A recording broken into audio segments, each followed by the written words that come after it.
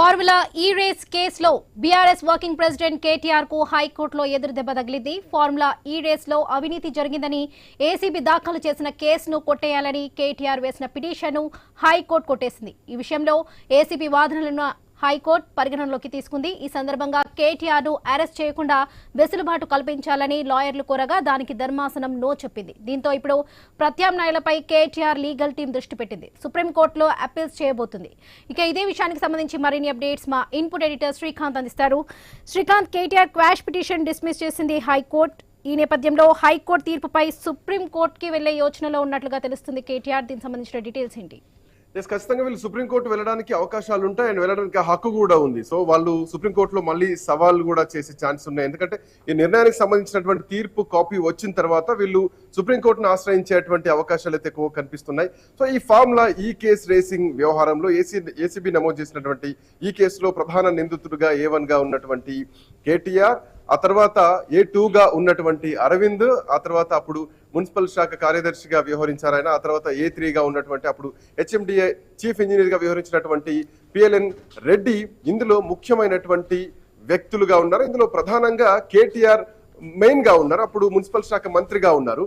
So ఆయన తన హయాంలో హైదరాబాద్ బ్రాండ్ ఇమేజ్ ని పెంచాలన్నటువంటి ఒక ఉద్దేశంతో భావించి ఆయన ఈ కార్ రేసింగ్ సంబంధించినటువంటి వ్యవహారానికి దీన్ని అంటే టేకప్ చేసి అక్కడ HMDAకి సంబంధించినటువంటి నిధుల్ని ఈయన గ్రీన్కో సంస్థకి ఇవ్వడం జరిగింది. 2022లో కూడా ఒకసారి నిర్వహించడం జరిగింది. అప్పుడు అగ్రిమెంట్ కుదిరింది.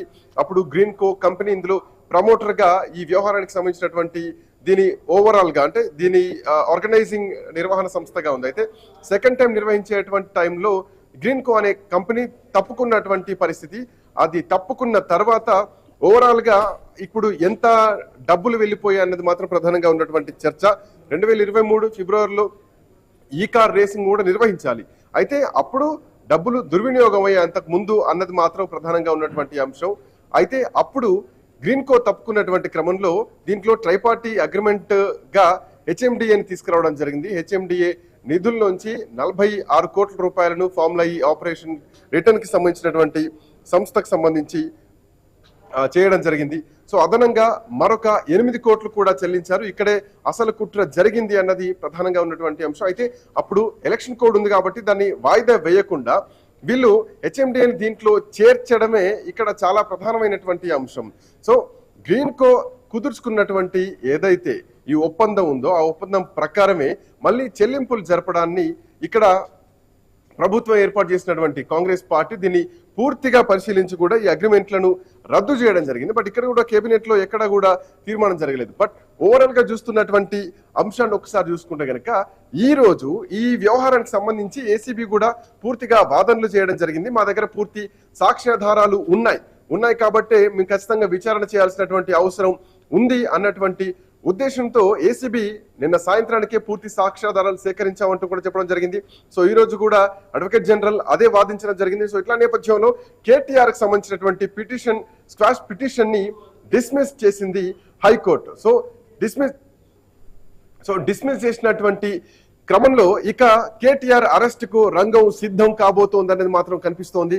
సో దీంట్లో ఇప్పటికే ఉన్నటువంటి కేసులు ఏవైతే ఉన్నాయో ఇవన్నీ కూడా నాన్ బెయిలబుల్ కేసులు, at the same time life in jail అన్నట్టు అట్లాంటి ఒక జీవిత ఖైదు సంబంధించినటువంటి సెక్షన్లు కూడా ఉన్నాయంటూ కూడా ఇప్పటివరకు న్యాయవాదులు చెప్పినటువంటి అంశం.